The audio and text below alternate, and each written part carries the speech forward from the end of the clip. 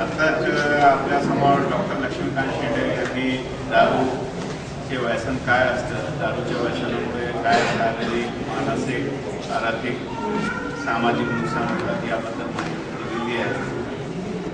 आणि जसं मी सांगितलं की आम्ही तिथे नौजवान दारूमुक्ती दवाखाना औरंगाबाद इथे आम्ही उपचार करतोय पेशंट. तरी पण सगळ्या लोकांना तिथपर्यंत येणं शक्य होत नाही, म्हणून आम्ही शिबिरही घेतो आणि काही भेट वगैरे येतो.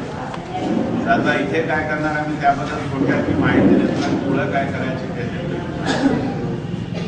हे जे याचा जे उपचार आहे, या उपचार पद्धतीत दोन प्रकार होऊ शकतात. एक तर हे की पेशंट स्वतः मनाने तयार आहे दारू सोडायला, तर आम्ही त्याला उपचार करू इथे. आणि जे पेशंट उपचार करायला तयार नाही पण त्यांच्या नातेवाईकांची इच्छा आहे की त्यांनी दारू सोडावी, ते आले नाही सांगितलं तर त्यांचाही उपचार करू शकतो.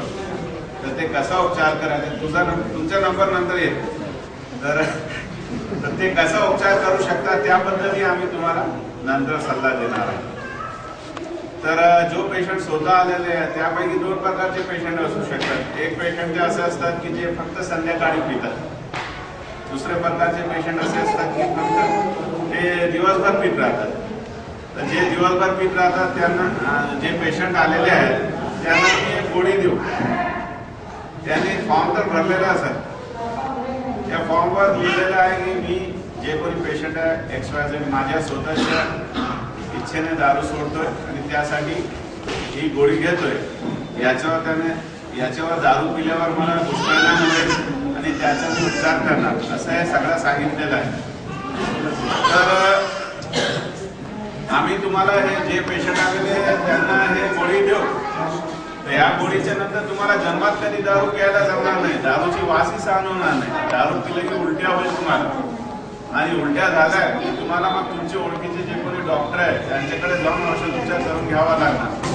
आणि वेळेवर जर तुम्ही औषधोपचार नाही केला तर पेशंटच्या जीवाला धोका होऊ शकतो. ही सगळी माहिती त्याने दिलेल्या आहे कागदावर, आणि मराठी भाषेत आहे, इंग्रजी भाषेत नाही. की मला काही कळलं नाही, हे नाही, कोणालाही कळू शकते ती भाषा.